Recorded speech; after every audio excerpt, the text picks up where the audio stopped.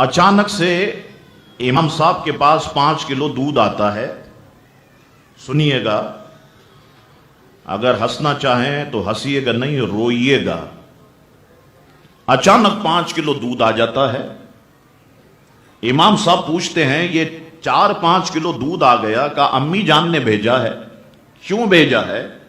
وہ کہتی ہیں اس میں لال بیگ گر گیا تھا، مولوی صاحب کو دے کے آ جاؤ.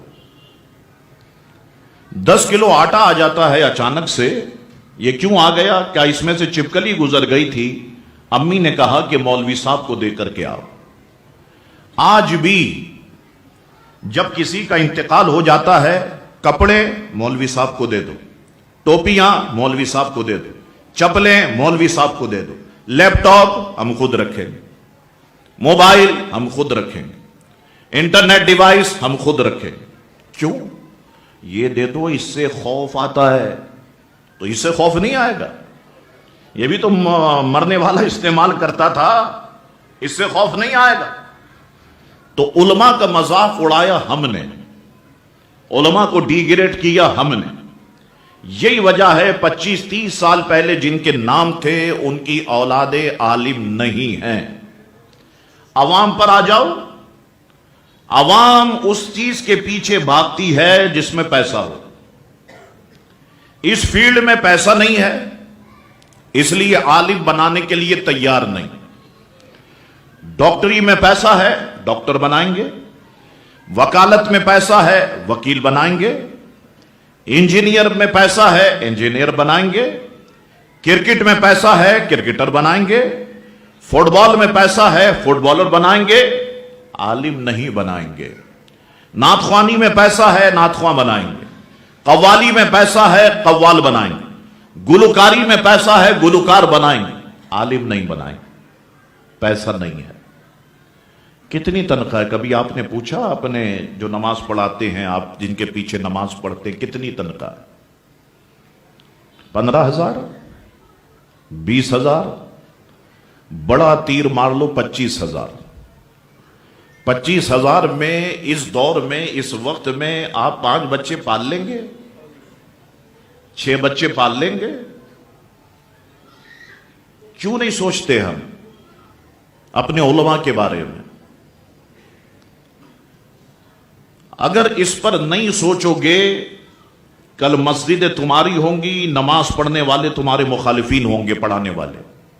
اگر اس پر نہیں سوچو، اس پر ٹھنڈے دل سے سوچو کہ کہاں پر ہم غلطی کر رہے ہیں. دنیا پیسے کے پیچھے بھاگ رہی، پیسہ پیسہ پیسہ پیسہ. اچھا، ہر فیلڈ کے بندے ہڑتال کرتے ہیں. کبھی مسجد کے اماموں نے ہڑتال کی؟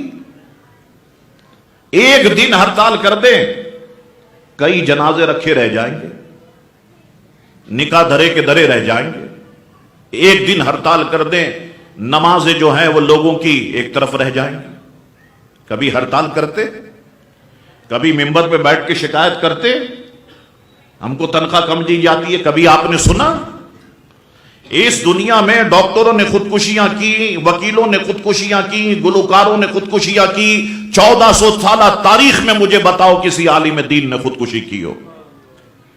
نہیں کی. وہ اللہ کی رضا پر راضی ہے. تمہارے لاکھ روپے میں اتنی برکت نہیں ہے جو اس کے 25,000 میں برکت ہے. اسی کو تو سمجھانا ہے اپنے بچوں کو کہ بچوں تم پڑھو. ٹھیک ہے، بظاہر پیسہ کم ملے گا، لیکن اللہ دین مصطفیٰ کے صدقے تمہیں عروج عطا فرمائے. لوگ تمہارے ہاتھوں کو چومیں گے، لوگ تمہاری پیشانی کو چومیں گے، لوگ تم سے دوستی کرنے میں فخر کریں گے. ان بچوں کو ہم نے سمجھانا ہے. اور دنیا کی نعمتیں نہیں ملی تو کیا ہوا؟ آخرت میں کیا ہوگا؟